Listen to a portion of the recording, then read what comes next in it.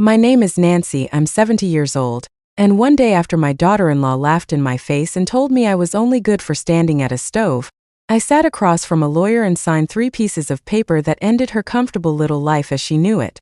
If you love a slow burn, ice-cold revenge story where the sweet old grandma turns out to be the last person you should have underestimated, buckle up, because this one is real, and it still makes my hands shake a little when I tell it. Before I go any further, do me a favor. Hit that like button, subscribe if you're new here, and drop a comment telling me where in the world you're watching from tonight. I read every single one, and honestly, hearing from all of you is what gets me through some of the harder memories I'm about to share. Now let's get into it. I raised one son.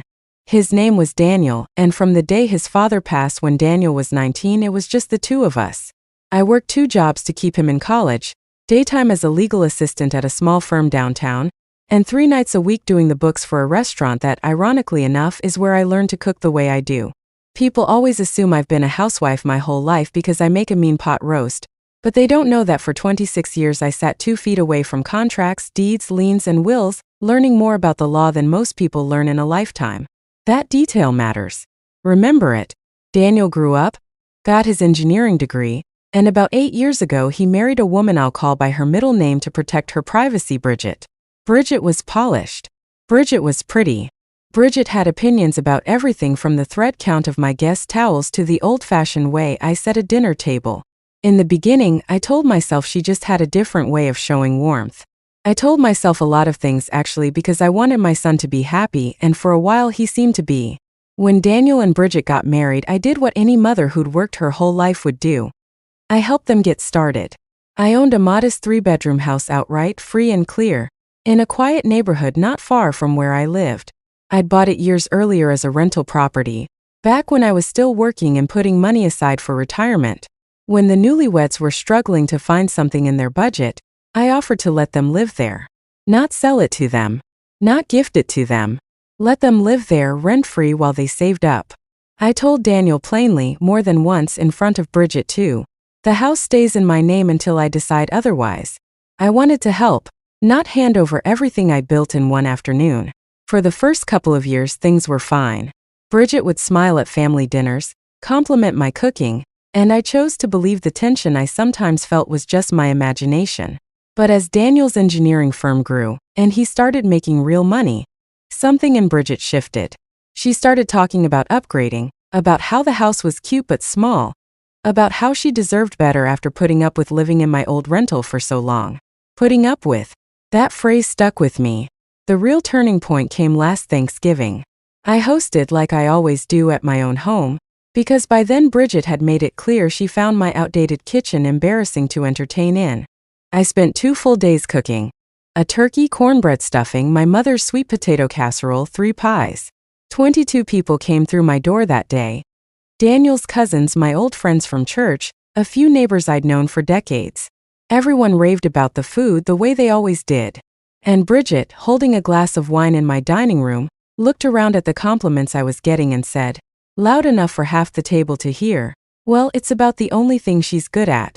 Nancy's only good in the kitchen. She laughed. A few people laughed nervously with her, the way people do when they're not sure if something's a joke. My son, God bless him, went quiet and just stared at his plate. I smiled because that's what you do at your own Thanksgiving table with company watching, and I said something light about how somebody's got to keep the family fed. But inside something closed off. 26 years of contracts and clauses, of watching people lose everything because they didn't read the fine print, of learning exactly how power actually works in a family, all of it clicked into place at once. I didn't sleep that night.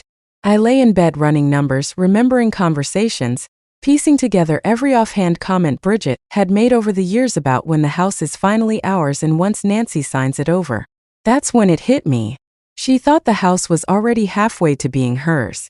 She thought my generosity was owed to her. She thought the woman who was only good in the kitchen didn't understand what she actually held in her hands. The next morning, I called an old colleague of mine, a real estate attorney I'd worked alongside decades earlier named Winston. I hadn't spoken to him in years, but the moment I explained the situation, he remembered exactly who I was, the woman who used to catch mistakes in his drafts before they ever reached a judge. I asked him 3 questions. Was the house still legally 100% mine? Yes. Had I ever signed anything, even informally, that could be interpreted as a promise to transfer ownership? No. Could I formalize a lease agreement, effective immediately, requiring fair market rent going forward, with 30 days notice to vacate if the terms weren't accepted? Absolutely, and it would hold up without question. I want to pause here and be honest with you because this isn't really a story about a house. It's a story about respect. I never once threatened to throw my son and daughter-in-law out onto the street out of spite. What I decided to do was simply stop absorbing the cost of being disrespected in my own family. If Bridget thought my only value was standing at a stove feeding people who mocked me behind smiles, then she was about to learn that the woman at the stove also held the deed to the roof over her head. Winston drew up the paperwork within the week. A formal residential lease, market rate rent based on comparable homes in the neighborhood, first and last month due at signing, along with a clean, simple letter explaining that as of the first of the following month, the arrangement they'd enjoyed for years, free housing, was ending, and a standard landlord-tenant relationship would begin, exactly like it would with any other tenant. I invited Daniel over for coffee to deliver it in person, alone without Bridget.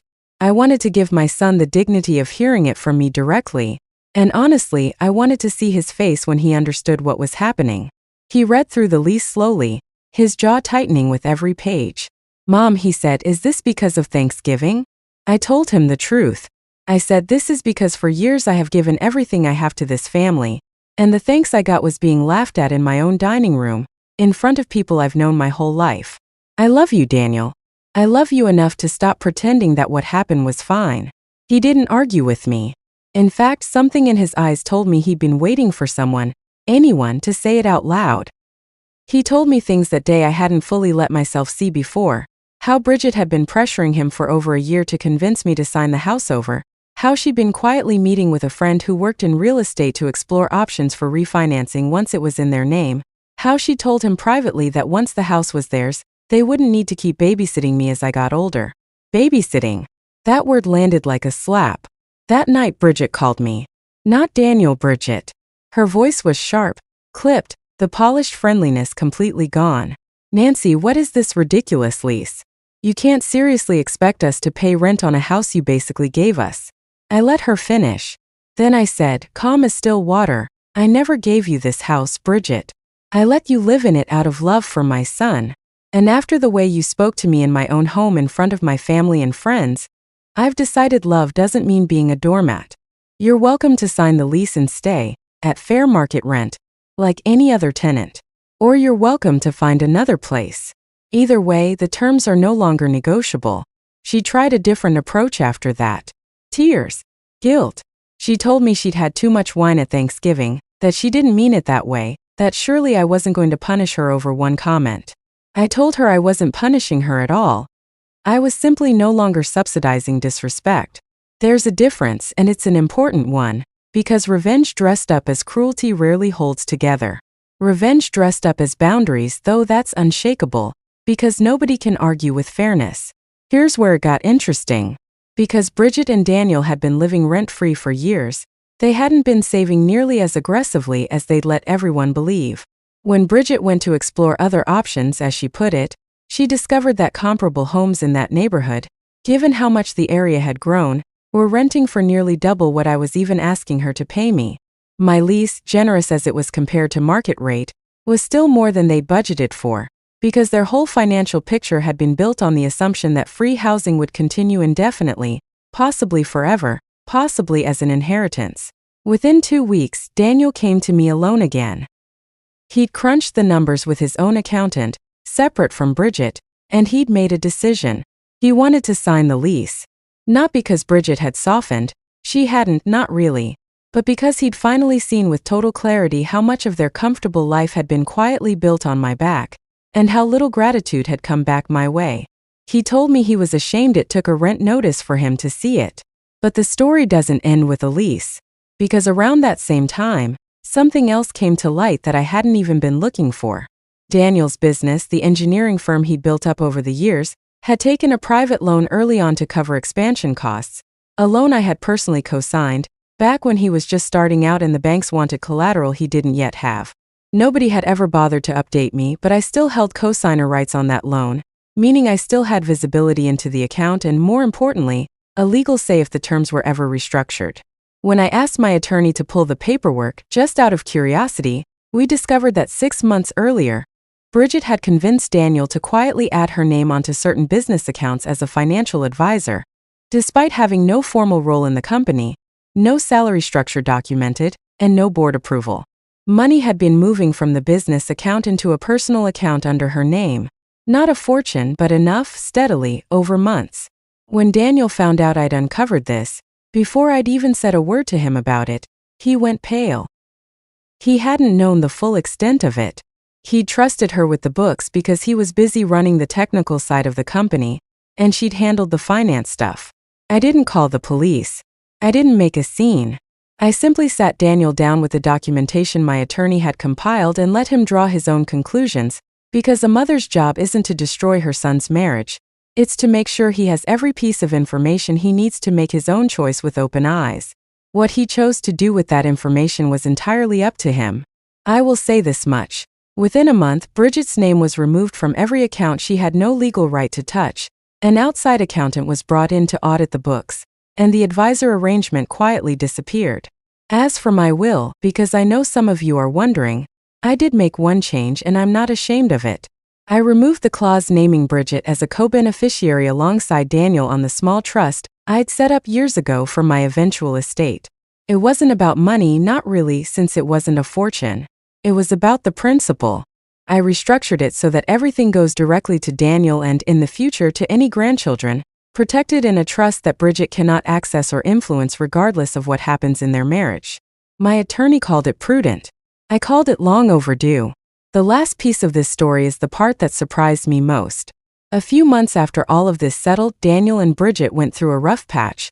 I won't pretend otherwise, and I won't pretend I know every detail of what happens behind closed doors in someone else's marriage. But something shifted in Bridget too. Maybe it was fear of losing the life she'd built. Maybe it was genuine reflection. I don't know her heart, and I've stopped trying to guess it. What I do know is that she showed up at my door one afternoon, alone, without Daniel, and she apologized. Not the polished, performative apology I expected, but something quieter and more uncomfortable for her to say out loud. She admitted she'd looked down on the way I lived, the way I cooked instead of pursuing a real career, and that she'd mistaken my generosity for weakness because generosity in her family growing up had always come with strings and control. She said watching me calmly, methodically, without a single raised voice, restructure everything she thought she was entitled to, taught her more about strength than any argument ever could have. I won't tell you we're best friends now. We're not, and I'm not sure we ever will be. But she pays her rent on time, she's respectful in my home, and she has never again, not once, made a comment about what I am or am not good at. Because here's what I've learned after 70 years on this earth, and I want you to really hear this part. Being good in the kitchen was never my only skill. It was simply the skill people could see.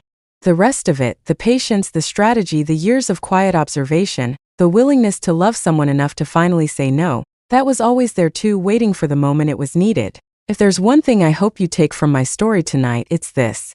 Never let anyone convince you that your kindness is the only thing you have to offer. And never let anyone mistake your patience for permission to disrespect you. Sometimes the strongest response isn't a shouting match at the dinner table. Sometimes it's a quiet phone call to an old friend, a stack of paperwork, and the simple, unshakable decision to stop giving more than you're given in return. Thank you for sitting with me through this one. If this story meant something to you, I'd love for you to like this video, subscribe for more stories like it, and tell me in the comments where you're watching from tonight. I read every comment, and honestly, this community has become one of the great comforts of my life. Until next time, take care of yourselves and never, ever let anyone tell you that you're only good for one thing. We are always more than what people choose to see.